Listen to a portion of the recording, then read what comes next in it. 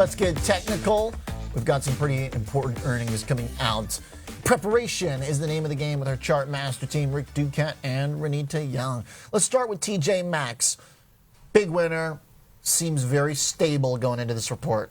That's a good way to put it, because this company, while it has had a better than expected margin recovery, you can still see some note of caution because it's highly contingent upon consumers. And even though it's benefiting from the trade down effect, we can still see that consumers are being more cautious about how they're spending. So adjusted earnings are expected to be flat from last quarter at 76 cents, but higher year over year. And revenue is expected to come in at $12.4 billion. Now, this stock has outperformed the broader market over the past 12 months, and that's partially due to the trade down effect that people have been participating in.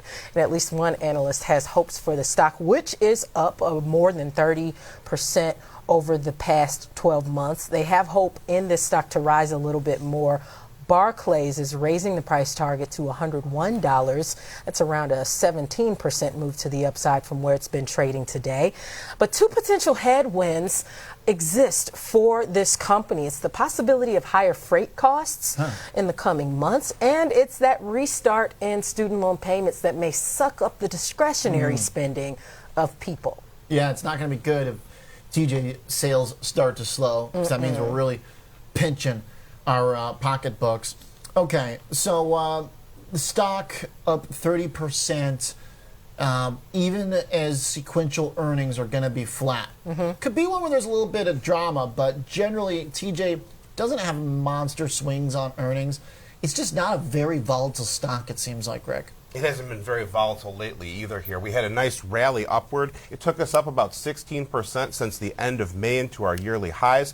But things have been much more sideways lately during recent weeks here. We also broke through our upward sloping trend line. We've just been kind of drifting to the side now from that point here. Our 21-day EMA has been supportive, but we haven't crossed below it for a couple of months now, I want to say. And we can see that we are on the verge of crossing below it today. The moving average itself has flattened noticeably. We're much more sideways than sloping upward now.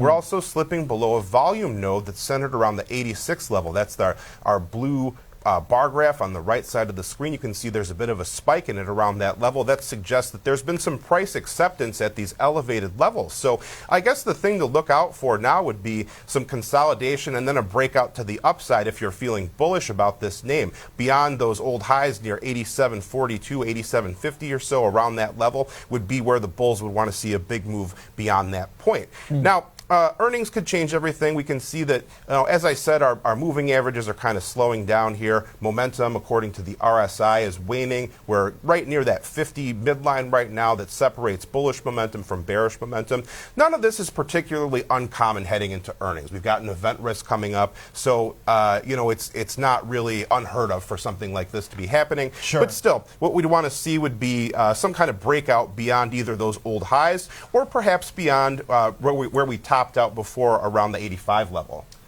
It is slowing, though. It is. No question about it, right? I mean, you're seeing notes from analysts pumping up NVIDIA and stuff going into their earnings, and certainly not out of the question to have some additional strength and confidence going into the report. TJ kind of fading here, I feel like, does put the pressure on the margin for them to deliver something good, especially when there's so much trading that happened at that big volume node.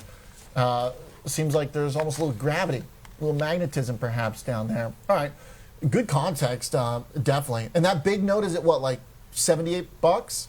The big node that we saw, the volume profile point of control, is around $78. Okay, all right. That would be a big slide if we have to go back there.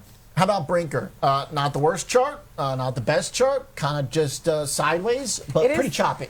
Pretty choppy, and there's a reason why, because although inflation and higher ad expenses, other investments have eaten away or expected to have eaten away in margins, the company is still expected to post top-line growth year over year, and that's where analysts are a little bit more positive on the name. But it's still highly impacted by the consumer, who is pulling back. Now, that solid performance, though, of Chili's is what is expected to carry these earnings as the company raised menu menu prices, and consumers paid for it. The company also did more marketing initiatives and development efforts to aid in this boost, and it led to improvements in foot traffic. So analysts expect adjusted earnings of $1.30 a share on revenue of just over $1 billion. Okay.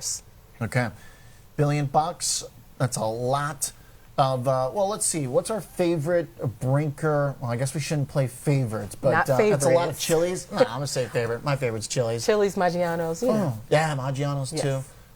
Really good delivery value in Chicago, by the way. Okay, Rick, what do you see here? Definitely a messy price action here, like you guys were saying here. And we can see that the first thing that really strikes me is that the price action has largely been in more of a triangular shape here. We did have a big downside excursion. Price rapidly went back up to go back within the boundaries of our pattern, though. And we formed a double bottom at that green dashed line near about 32.60 or so. That matches up rather well with the old lows that we saw there. So that's definitely a point to watch, especially because our expected move is around $4. That would take us roughly to that area there if we were to break to the downside. And things are looking a bit more negative this morning here for the bullish crowd here, looking a little bit more bearish price action here because we're breaking below our lower trend line. We're breaking below our purple 250 2-day EMA. We're still sliding. We had about an 8.5% slide as of yesterday's close from our highs near the $40 level. We crossed below all three of our moving averages. We crossed below our volume profile point of control. So really there's not much positive that I'm seeing in this chart in the short term here. Our moving averages themselves starting to slope downward as well. A sign of trend change overall here, or rather a warning sign of trend change. Once again, heading into earnings, though. So that could rewrite this whole story here. That could change a lot of things here. But we're breaking through the support levels that I had my eye on. One area to look to the downside would be around 32.60, like I said. To the upside, we've got a confluence near about the 38 level. We've got our 21 and 63-day exponential moving averages coinciding with our volume profile point of control all around that level. So that could be one area to watch for resistance. All right. Pretty interesting chart as it all comes together there. Really more than just a sideways situation, kind of more of a compression situation, which is always good for some potential volatility, I guess. Let's talk China, not to be left out, and a lot of compression of the economy there people are worried about. Tencent kind of near the lows, not quite at them, but real close to the year lows here. And that's the trouble going into this earnings report. But we forget there was a whole quarter before what's been happening over the past few weeks to look at. So analysts are expecting earnings to rise year over year to 61 cents a share for adjusted earnings, and revenues expected to be just under $21 billion. Now, analysts are going to watch the gaming segment. That's the company's bread and butter. They'll also be looking at the advertising business. Last quarter, gross profit for the ad business grew about 33% year over year. So we'll see if the company can continue that trend. But traders are also watching Tencent's fintech and business services segment, and particularly the pace of growth that this segment will go at. Okay. So if we do see something surprisingly positive here, it'd be a huge dose of much needed confidence for the whole China trade. But I don't know, Rick, it kind of looks like this thing is, I don't want to say ready to break, but I mean, it's on the precipice, is it not? Signs are pointing more downward than upward, I would say here. You know, looking at these kind of broader picture scenarios that we kind of try to assess through technical analysis, we can see that we've closed below all three of our moving averages that we follow. The moving averages are starting to trend downward. We're below our volume profile point of control, these areas of heavy trading that can be support or resistance. That can be definitely something to watch out for. We're near the lower end of our pattern. You know, we're maybe middle to lower end of this kind of falling wedge type shape here. So really what you'd want to be beware of would be a break below the lower line of that pattern coming in maybe around 40.50 or so, and then that green dashed line there near 39.50, that's about where price topped out all the way back in what was it, November, then bottomed out, and then bottomed out again near May. So that's the kind of price level you want to look for a frequent stopping point, or where it kind of seems to find support or resistance. Old support becomes new resistance, and vice versa here.